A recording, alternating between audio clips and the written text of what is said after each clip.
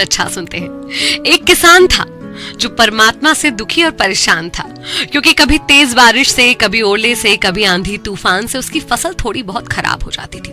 और एक दिन नाराज होकर उसने परमात्मा से कहा कि आप ईश्वर हैं, लेकिन लगता है कि आपको खेती बाड़ी की जरा भी समझ नहीं है। एक साल मुझे मौका देकर देखिए, जैसा मैं चाहूं वैसा मौसम कीजिए, फिर देखिए कैसे मैं अन्न के भंडार भर देता हूँ।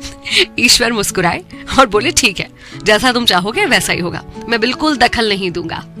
किसान खुश, उसने गेहूं की फसल बोई। जब धूप चाही जब धूप मिली, जब पानी चाहा बारिश मिली।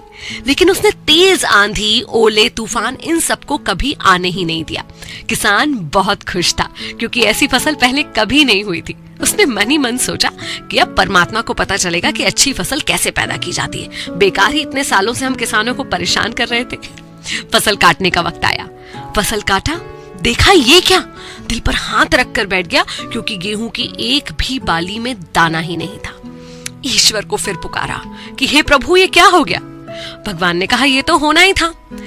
इन पौधों को तुमने केवल अच्छे अच्छे मौसम दिखाए, इन्हें संघर्षों और चुनौतियों से जूझने का कोई मौका ही नहीं मिला, इसीलिए ये खोखले रह गए।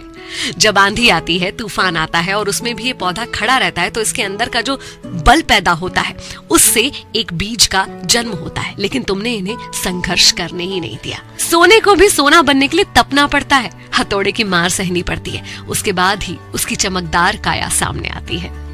ये बात हम इंसानों पर भी लागू होती है। अक्सर चुनौतियों से, संघर्षों से हम डरते हैं, लेकिन संघर्ष ही तो है जो इंसान रूपी तलवार की धार को पैना करते हैं, जो हमें सक्षम बनाते हैं कुछ भी कर पाने के, कर गुजरने के।